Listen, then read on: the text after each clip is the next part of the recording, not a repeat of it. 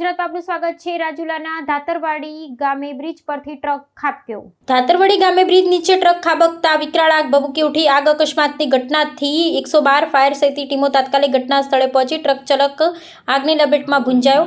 2 કલાકની જહેમત બાદ આગ પર મેળવાયો કાબુ। ટ્રક ચાલકની ઓળખ અજયભાઈ નાગાભાઈ ભાલિયા તરીકેની થઈ। મૃતક ડ્રાઈવરના અવશેષોને પોસ્ટમોર્ટમ રાજુલા ખસેડાયા। અકસ્માતની ઘટના કેમ ઘટી તે અંગે પોલીસ તપાસ શરૂ કરી।